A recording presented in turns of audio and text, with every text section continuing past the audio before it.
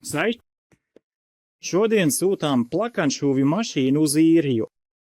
Tā nu izdomāju, kāpēc gan mēs nevaram nofilmēt. Filmēsim! Viņa lūdza uzrakstiet pārbaudīt, jo sūtām uz īriju. Pārbaudīt, ieziest, vienkārši paskatīties, kā tā šūj. Vispār, jo mēs parasti neko te nedarām, mašīnas ir kvalitatīvas, tur nav ko pārbaudīt. Bet tā kā palūdz arī no īzijas, nu, kāpēc gan ne, ka mums šodien ir lūk šāda kaste. Kas tā ir par mašīnu? Šī ir plakanšūju mašīna, kas paredzēta trikotāžas apvielēšanai. Tas nav overlocks, tā ir plakanšūju mašīna. Saucas Rubina 4564. Varat apskatīties mūsu vietnē. Varat droši pasūtīt. Tiešām ļoti laba mašīna. Mēģināšu kaut kā izpakot. Ļoti labi iepakot. Šī kaste nekad nav bijusi saplēsta. Nekad. Tomēr tie vācieši visu dara ļoti, ļoti kvalitatīvi. Jā, mēģinu izvilkt to mašīnu. Tā kā nav problēma nosūtīt uz Eiropas Savienību. Tiešām nekāda problēma. Uz jebkuru valsts varam nosūtīt to mašīnu ļoti ātri. Turklāt tagad ir lēta piegāda. Kas mums ir? Mums ir, lūk, šāds diegu statīvs. Pagriezīšu kameru nedaudz. Jā, mums ir diegu statīvs. Lūk, tas ir izjaukts. Vajadzēs, lūk, šitās salikt un uzstādīt mašīnai. Kas mums vēl ir? Mums ir ātruma regulators, pedālis, zviedriski sauca. Nu, it kā viss, tur ir aksesuāru kastīte. Tur ir kaut kādi 3 stūri, lielām spolēm, aksesuāru kastīte ar piederumiem un kas vēl. Un pati mašīna. Velkam ārā mašīnu. Tad sāksim varbūt ar ieļošanu. Uzzināsiet, kā šo mašīnu ieļaļot, jo agrāk vai vēlāk to tik un tā vajadzētu izdarīt. Jā. Šo mašīnu mēs saņemam ar izšūta trikotāža, vienmēr ir izšūta trikotāža. Mēs pieprasām, lai tāds tiktu pārbaudīts. Tieši trikotāžas audums un tieši 6 kārtas. Šeit ir 2, šeit ir salocīts 6, un uz tām 6 kārtām nedrīkst būt nekādu izlaidumu. Bet šveiciešiem tā negar. Kaut kāpēc mēs saņemam šveiciešu mašīnas no tās pašas rūpnīcas, un kaut kāpēc tur ir sašūts parāds audums. Interesanti. Nu, mēs pieprasījām, redziet, mēs rūpējamies, lai jūs saņemtu 100% kvalitatīvu mašīnu. 100% jums šūtu gan trikotāžu, gan plānu, gan biezu, gan visus materiālus. Jā, eļošam. Labi. Jāapgriež mašīna un jāatskrūvē 4 skrūvītes, 4 kājiņas. Jā, velkam.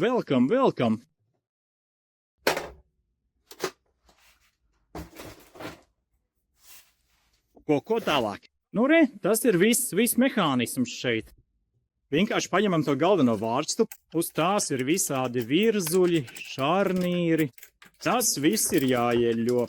Es to darīšu tikai ar smērvielu, teiksim tā, bet vēl arī uzpūtīšu silikonu, lai 100% tiktu visur, kur vajag. Nu, būtībā viss. Mašīna ieļota. Augšā var, bet tur mēs atradīsim kādu spraugu kaut kur citur. Mēs nejauksim vaļā priekšu, jo, lai izjauktu priekšu, ir jāatskrūvē šīs 3 skrūves. 1, 2, 3 un visticamāk vēl kaut kur te būs. Bet to mēs nedarīsim. Mēs ieļosim šeit savu šo spraugu. Ja nu vienīgi izvilkšu, paņemšu kaltu un izvilkšu šo te korķi. Ko mēs te redzam? Skatāmies, statīvu šodien jaunu uztaisīju sev.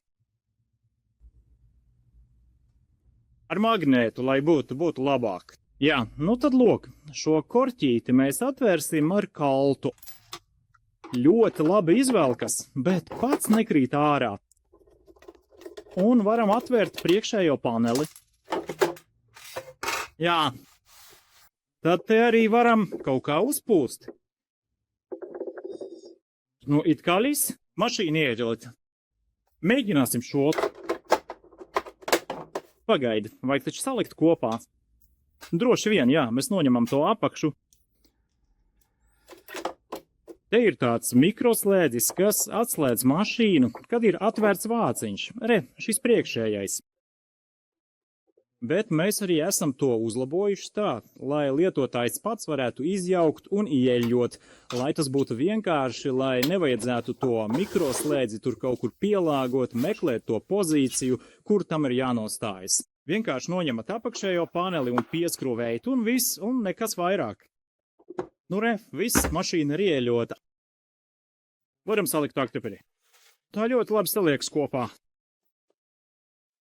Nekāda problēma. Lūk, šādi te nostājas. Redz, viss turas pat. Un tagad atlicis pieskrūvēt tās 4 kājiņas. Nu re, tagad zināsiet, kā ieieļot mašīnu. Nezinu, vai instrukcijā rakstīts vai nav, varbūt nav. Ziniet, vispār tā ir ļoti laba, bet laiku pa laikam tā ir jāieļo. Par to eļļošanu es nezinu. Instrukcijā rakstīts vai nav rakstīts. Redzat, tagad tā ir. Uzskatu, ka izšūju izmet, bet patiesībā šis nav tas variants, ka izšūju un izmet. Tā kalpos gan 10, gan 20 gadus. Bet laiku pa laikam vajag ieeļot, tad labāk strādā. Tie mehānismi nestrēgst. Nu re, kājiņas pieskrūvētas. Stipra nevajag, tāpat vien, kā jau tā. Jūtat, ka grūti griežas? Nu un viss. Tagad diegu statīvu mēs jau praktiski esam salikuši. Atlika tikai to uzlikt atpakaļ. Šeit viss ir ļoti vienkārši. Nu, lūk, tā tas fiksējās. Lūk, šādi noņemt. Un lūk, šādi uzlikt. Stalgalds. Izvilkt augšā tos āķīšus. Un liekam diegu. Viegi ir ievērti, neko darīt nevajag, tikai piesiet. Nu, ko liekam pēc kārtas? Šeit kreisajā pusē ir dzelpens. Brūnā vietā uzliksim sarkano, bet šeit būs zaļais un zilais, kaut kur zilais. Viss, ok. Tagad vajag sasiet tos mēzglus. Tas nozīmē, ka mēs āķējam aiz tiem āķīšiem. Sākam ar brūnajiem diegiem. Ja diegu nebūtu vispār, piemēram, šajā brīdī tam it kā nav nozīmes, bet ja diegu nebūtu vispār, tad vajag pirmo cilpotāju. Tas nozīmē, ka tas brūnais ir pirmais un pēc tam adatas. Šeit ir 3 abatas. Tātad, ja ir ievietots 3 adatas un ievērti diegi, tad mašīna šuja 3 dūrienus augšpusē, 3 tādas ķēdīšu dūrienus, bet apakšā 5. Ja izvākt adatu sāniem, tad šuja šauri. Ja pa vidu, tad šuja plati, bet ar 2 adatām. Un ir iespējams šūt ar 1 adatu, tā šuja arī ar ķēdīšu dūrienu. Nu re, sasienat tādus vienkāršus mezgliņus. Skaidrs, ka caur adatām neizies. Būs jāizvelk līdz adatai. Nu ko, turpinām tālāk. Pēdiņa ceļas šeit, reku šeit un velkam tos diegus. Un visi mezgli izgāja cauri, pat caur adatām izgāja. Tad, kad mēs bijām izjaukuši apakšu, tad tagad skatieties, vajag. Tūlīt es pievilkšu to āt.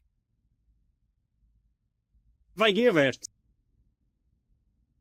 Domāju, neesmu pieradis tā ievērt, parādīt, kā ievērt to apakšējo diegu, lūdzu, lai...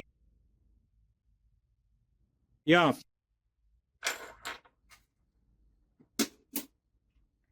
Tas āķīts iet kopā ar apakšu.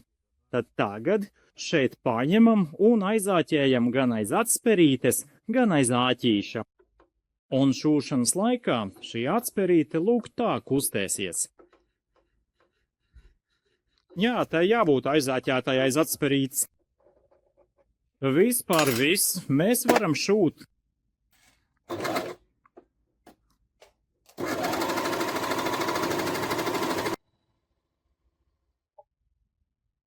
Lieliski, ļoti labi. Kā citu materiālu, lai paņemam sašūt, tūlīt kaut ko paņemšu. Tāda riebīga lieta. Šī ļoti stiepjas. Ja šo sašūs, tad nekāda problēma. Tad jau es visu to noteikti sašūšu. Mazliet netīri, bet ko lai dara?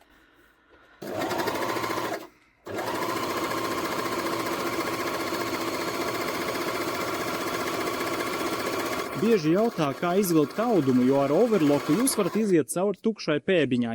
Varat šūt bez auduma, bet šeit ar plakanšuvju mašīnu šūt bez auduma nevarat. Jums vajag vienu dūrienu pašūt atpakaļ. Mašīnu griežam pretējā virzienā. Vienu dūrienu, reku. Pacelam pēdiņu un velkam diegžu. Tā kā mašīna ir kvalitatīva, tad praktiski vienmēr velkās. Nu re, mums te lūk šāds dūriens. 3 augšā, apakšā pīnīte. Ja izvilksiet, piemēram, izvilksiet pa vidu, tad būs dzeltena un zaļa, bet apakšā tā pati. Ja izvilksiet dzelteno, tad uz zaļa un zila. Vai arī, ja izvilksiet tur zelteno un zaļo, būs tikai zila un ķēdes dūriens apakšā. Tas arī viss. Pamēģinām vēl sašūt biezu likru. Ar pārēju ir pēdiņas, visāds ierīces pēc vēlēšanās. Kvalitāte ir ļoti stabila. Praktiski nekas, cik partijas mašīnu esam saņēmuši, ne ar ko neatšķiras, viss ir kārtībā. No re, izbraucam cauri biezam materiālam.